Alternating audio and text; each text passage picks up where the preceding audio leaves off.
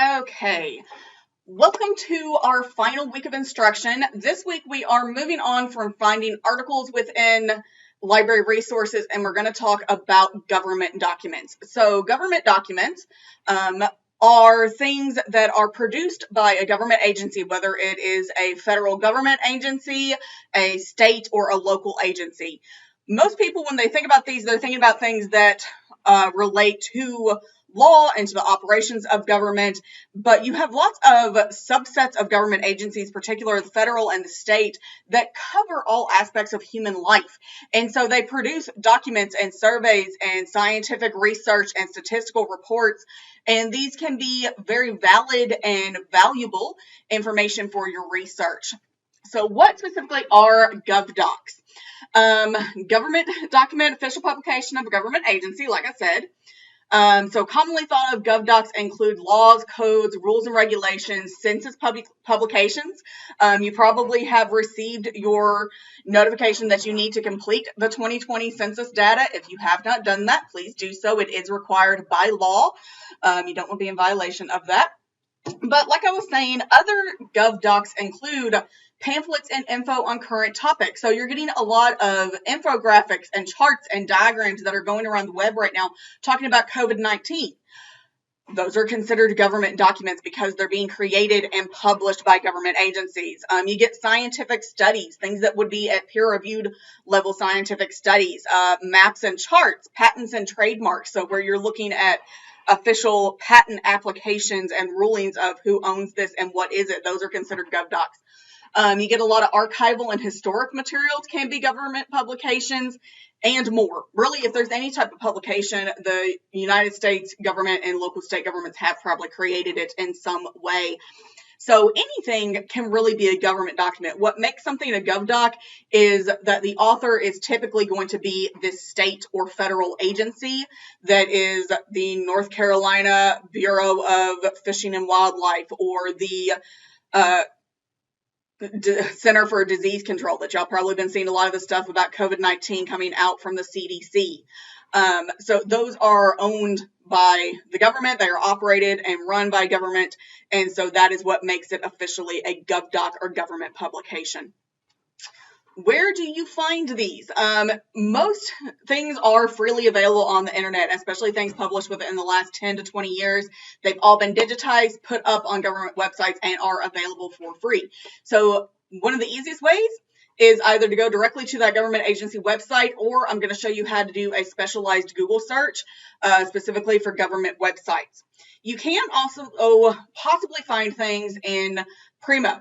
So these are items that will be listed as a book, but the author will be probably a U.S. government agency or a state agency or Congress or something like that. So to quickly kind of show you what that looks like, popping out.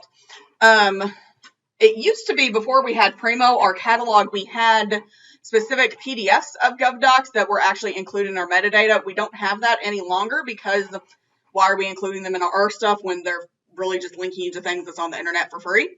But you still get some of these coming in, particularly congressional reports, to where you see this HR 1874. So it's really the House of Representatives Committee on the Budget report sort of deal.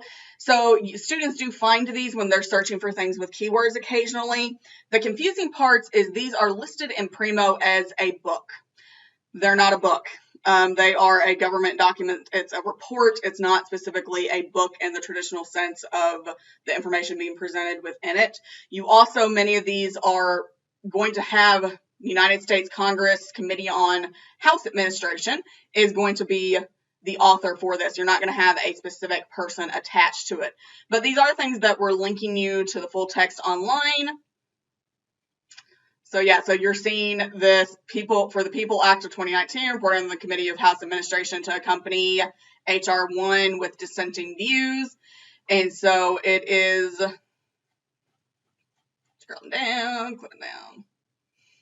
Okay, so it's really kind of giving you this government document of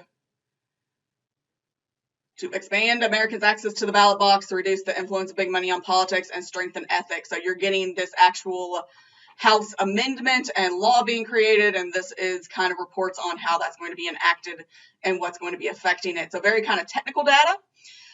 Occasionally students get really confused on how to cite these, and we're going to talk about that later in this week. We're not going to go into citations today for that. Today we're just going to talk about how to find this. But lots of times when you're looking for citation info, you want these report numbers. You will have very specific kind of, you probably want that full title of it. You definitely need to know House of Representatives, which committee this is coming out of, as kind of those author names, as well as dates and stuff like that. So finding citation info is a little bit different for GovDocs than it is strictly for books. And that is another reason why it's a problem that these are in as a book. This is metadata that came in to our library from another source, and it's on our list of things long-term to go through and fix, but it's kind of far down the list. We're a bit short-staffed, but if you're looking at the citation,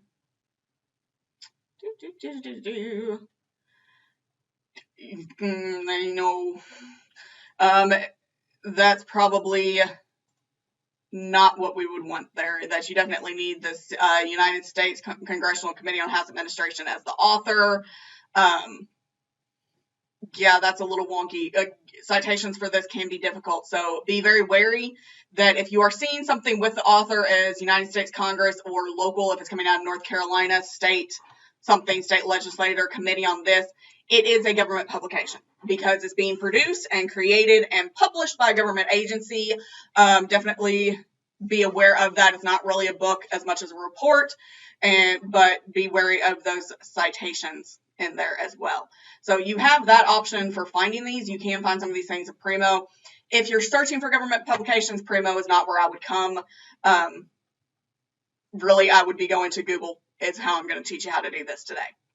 So continuing on, okay, so some popular general government document sites. You have some of these places like American Memory, which goes over things coming out of the Library of Congress and the National Archives, so lots of historical documents, and could be photos and maps and diaries and things like that you're getting those kind of historical data that way.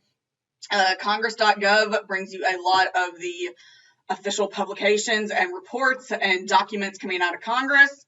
You have the Federal Digital System, FedStats, Government Printing Office. Majority of federal documents that are being published come out of the Government Printing Office, which is in Arlington, Virginia, right outside of Washington, D.C. You see that abbreviated as GPO quite a bit. So if you're seeing that GPO abbreviation in any sort of metadata or bibliographic info, that's what that means. Also get a lot of things out of Library of Congress, USA.gov, and then you also have state sites, so NC.gov as well. Anything coming out of a .gov website is going to be a government agency website.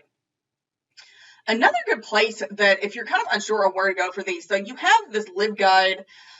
This is one that I picked up when I was in grad school, that I went to the University of Kentucky for grad school. And no, I don't want my hangouts. And I really like their LibGuide for it. You have certain things that if it's saying how to access these in our collection, this wouldn't be, you're not going to be able to access it because you don't have access to the University of Kentucky libraries.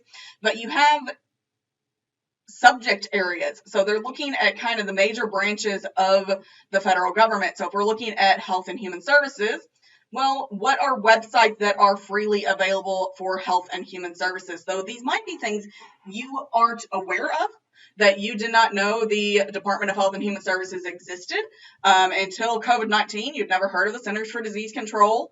Lots of people don't know the National Center for Health Statistics is a thing, that if it's not an area you're researching or working in, you're just kind of unaware it exists. And so this can be a good thing to kind of browse through kind of subject-wise of what are you researching, how would this fall under that. So I know one of you are doing parental styles and education as one of your research topics, so you might look under the education topic of what would be good sites for government documents and government research with education. So good place to kind of come and browse and see what sites are out there. And so these are all, if they're coming to sites like this, are all free websites that you can access via the internet, but it's telling you kind of what are the major players within government agencies and publications and websites and GovDocs, things you might not be aware of that existed. So it's a good place to come and browse. Although, like I said, if you're getting things that specifically is telling you, okay, go find this, that's not our library, don't look at that. But if you're looking at websites, things it's taking you out to, I like this site. I've thought about recreating it, but I just keep on sending students to UK library instead of ours. So really good browsing point if you're unfamiliar with government agencies in general. Even as a librarian, I'm not aware of every facet of the government. Just not. All right, and then GovDocs and Google. So this is typically how I teach students to search for government publications. Government websites can be a credible source of info, though most of the time, if you're wanting the in-depth scholarly level resources, you're actually wanting the PDF download that's a document. The difference between the two is the websites are going to make it very easy for the general public to understand. They're going to break down concepts. They're going to give you this broad overview, very simple overview of things, where the actual documents that you're downloading, getting those full scientific studies and reports, that you're getting the actual report for that House committee in Congress, those kind of things are giving you much more of the technical data and details. And so that's typically where you want to go for university level research. But you get to those through websites. And so I'm going to show you how to do this Google search within on how to actually find those specifically. And so, yeah, like I was saying, GovDocs have actually been published. Lots of times they do have authors, publications, dates, serial numeration, publisher info, which is often that government publishing office, that GPO, usually downloaded as PDF, and you want to cite them as a GovDocs. Government websites are solely online. They usually don't have specific authors or publications, that just like most websites don't. You're looking at that government agency as the author. Possibly still a credible and appropriate source. They're not going to give you inaccurate info, but this is an area to where any info you're going to find on a government website is coming from this more in-depth government document. So if you can trace it back to where they're getting their info, that's typically a better option of doing. And most of the time they're linking you within the site. So instead of it giving you citations that this came from this official study with a full citation, they're just kind of giving you the link in the text. So click on those links. They're bringing you more info. You would cite government websites as a website, just like we learned about with any other websites. You then have government-run databases like PubMed Central and ERIC. They're different from GovDocs and Gov websites, and we definitely want to talk about those. We talked about them a little bit, but we're going to go back over it. Another really good thing government documents are great for is statistical info. Giving you actual numbers and hard data and statistics is one of the best things you can find within GovDocs. And so if you're looking for, well, how many people live in this area, or how many people are on Medicaid within a certain area, or what is the number of sea turtles that are hatched yearly in the Florida coastline, or something like that, that's probably going to be a government study. That they're in charge and are tasked with keeping track of this type of data and information. They are tasked with credibly making it available to the public. And so if you're looking for hard numbers to support research and an argument, majority of the time that's going to come out of some sort of government agency. So great sources for statistical info. You have a few sites that are really good for that. USA.gov, Census.gov, FedStats, data are really good sources for that. But we also have this database, UNCP Statistics and Demographics guide that is kind of pulling together some of these resources. So wait, go back. And so this is a guide to where we've pulled together, if you're looking for statistics, you're looking for numbers to include in your research, these are some good places to search for that. So you can kind of browse through and see those.